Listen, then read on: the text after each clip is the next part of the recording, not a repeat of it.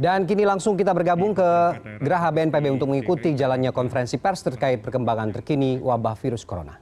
Sampai dengan tanggal 19 April. Sedangkan untuk aparatur sipil negara masih akan bekerja di rumah sampai dengan tanggal 21 April.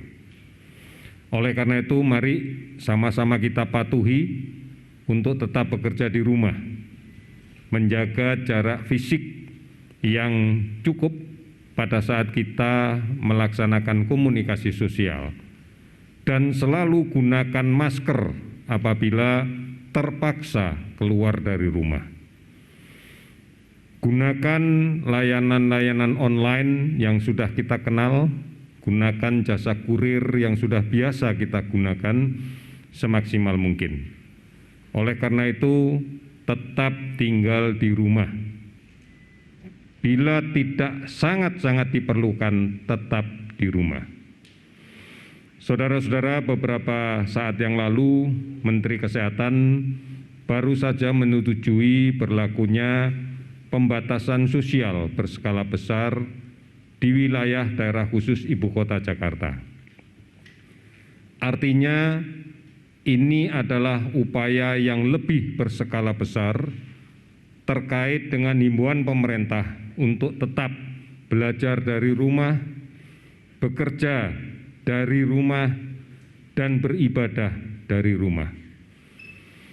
Akan banyak yang nanti bisa kita dapatkan terkait dengan manfaat pemberlakuan pembatasan sosial berskala besar. Di antaranya adalah kita mencegah terjadinya berkumpulnya orang, baik dalam konteks untuk berkumpul alasan kesenian, alasan budaya, ataupun alasan-alasan pertandingan olahraga dan sebagainya. Oleh karena itu, mari dipahami bersama bahwa ini pun juga dimaknai kita membatasi mobilitas sosial dari setiap orang. Ini penting karena keputusan ini ditujukan untuk melindungi kita semua dari kemungkinan terjadinya penularan COVID-19 dari orang lain.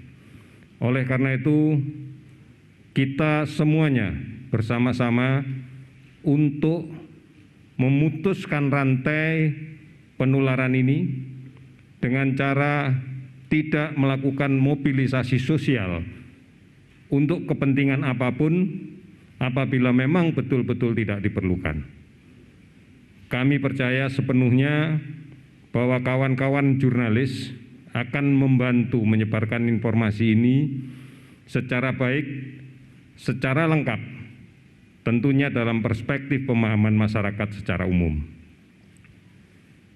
Tujuan dari pembatasan sosial berskala besar adalah betul-betul untuk memberikan jaminan bahwa rantai penularan COVID-19 ini bisa kita putuskan dengan secara bersama-sama, secara disiplin mematuhinya. Oleh karena itu, silahkan saudara-saudara sekalian, manakala akan bertanya, mendapatkan informasi lebih banyak, termasuk terkait dengan pembatasan sosial berskala besar, kita sudah menyediakan beberapa laman untuk kita bisa buka agar mendapatkan informasi yang benar, baik melalui situs covid19.go.id, hotline di 119, WhatsApp COVID-19 di 0811 33 399 000 atau di Halo Kemkes di 15500 567 serta beberapa aplikasi online dan layanan telemedicine yang lain. Saudara-saudara, pada tanggal hari ini 6 April sampai dengan pukul 8 pagi tadi, kami sudah melakukan pemeriksaan 14.354 spesimen untuk PCR real time. Ini dilaksanakan dari spesimen yang dikirim lebih dari 300 rumah sakit rujukan COVID-19, baik rumah sakit umum pemerintah, rumah sakit BUMN, rumah sakit TNI, rumah sakit Polri maupun rumah sakit swasta. 17.190 relawan medis dan non-medis telah direkrut dan bekerja bersama-sama dalam satu sistem untuk membangun upaya-upaya pemutusan rantai COVID-19 ini. Lebih dari 82,9 miliar telah diterima dari seluruh lapisan masyarakat dalam rangka untuk membantu sesama menyelesaikan permasalahan COVID-19 ini. Tentunya upaya yang kita lakukan ini bukan merupakan upaya yang bisa berjalan sendiri-sendiri. Diperlukan peran serta masyarakat, karena hakikatnya masyarakatlah ujung tombak untuk menghentikan pandemi COVID-19 di tanah air kita. Oleh karena itu, mari saya mengingatkan kembali bahwa menjaga jarak, membatasi aktivitas sosial yang memungkinkan terjadinya penularan COVID-19 ini harus betul-betul kita kendalikan. Gunakan masker, sekali lagi masker untuk semua. Hanya dengan cara ini maka kita bisa melindungi diri kita sendiri apabila kita berada di luar rumah atau di tempat umum. Cuci tangan sesering mungkin dengan menggunakan air dan sabun minimal 20 detik. Jaga kesehatan diri. Jaga kesehatan diri. Dan kemudian jaga jarak pada saat berkomunikasi dengan orang lain. Mari bersama-sama kita lebih aman berada di rumah. Mari bersama-sama dengan keluarga kita berantas sarang nyamuk, karena ini adalah periode-periode musim pancaroba yang secara klasik akan disertai dengan munculnya kasus demam berdarah yang cukup banyak. Kita harus menyadari bersama demam berdarah dan COVID adalah sesuatu yang sangat rawan terjadi dan memiliki angka kematian yang cukup tinggi. Oleh karena itu, lebih baik di rumah. Tidak melakukan perjalanan kemanapun.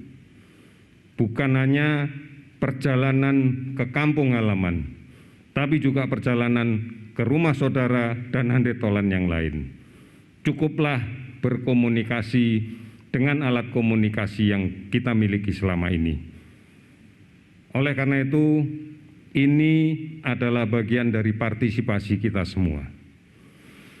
Pada kesempatan yang terakhir ini, saya sampaikan juga update data kasus dari pencatatan yang kami dapatkan dari seluruh rumah sakit yang merawat COVID-19 di seluruh Indonesia pada periode tanggal 6 April pukul 12.00 sampai dengan hari ini tanggal 7 April 2020 pukul 12.00.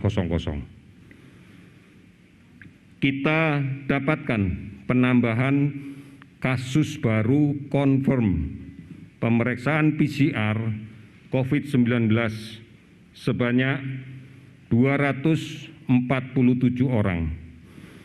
Sehingga total kasus menjadi 2.738 orang.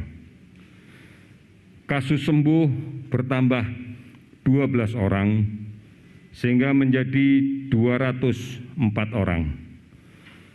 Kasus meninggal bertambah 12 orang, sehingga menjadi 221 orang.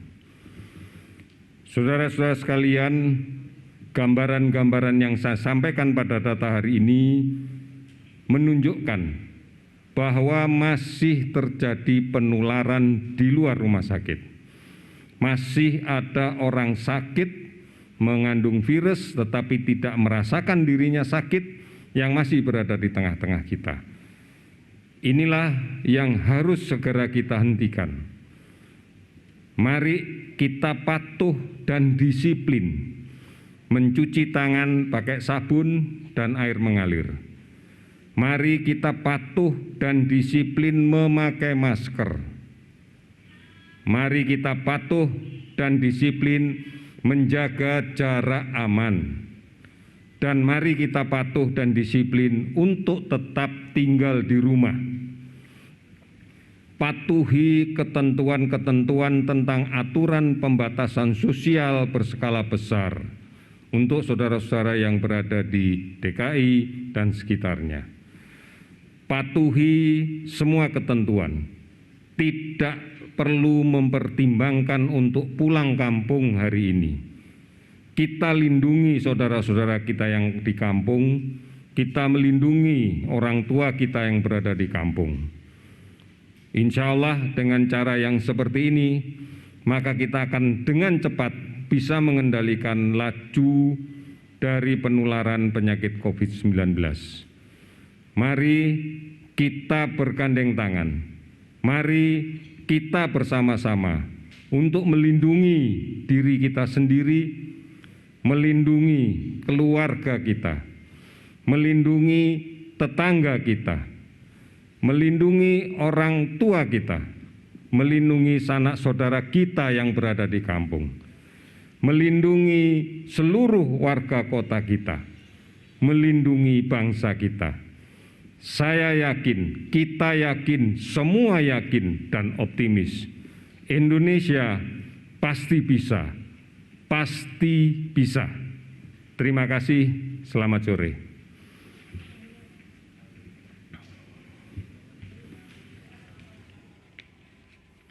Ya, baru saja kita mendengarkan paparan dari Ahmad Yuryanto, juru bicara penanganan kasus COVID-19 di Indonesia.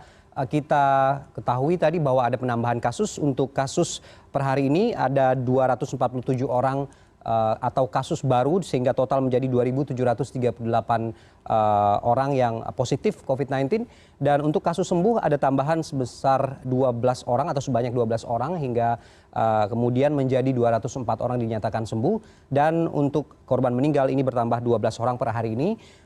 Dengan total korban meninggal akibat kasus ini menjadi 221 orang. Dan tadi Ahmad Yuryanto juga menyatakan bahwa kemudian penambahan kasus ini artinya masih terjadi penularan di tengah masyarakat. Untuk itu kemudian PSBB yang juga diberlakukan di DKI Jakarta hari ini memang diminta untuk tetap dilakukan secara tertib, untuk menjaga jarak, menggunakan masker dan mencuci tangan dengan sabun, menggunakan air mengalir, serta mematuhi seluruh aturan-aturan PSBB demi kemudian memutus transmisi penularan yang sampai saat ini masih terjadi di tengah masyarakat. Untuk yang ingin pulang kampung, niat tersebut diurungkan terlebih dahulu agar kemudian tidak membawa kasus ini ataupun juga infeksi ini ke daerah-daerah yang tentu saja ini akan kembali membuat penyebaran semakin meluas.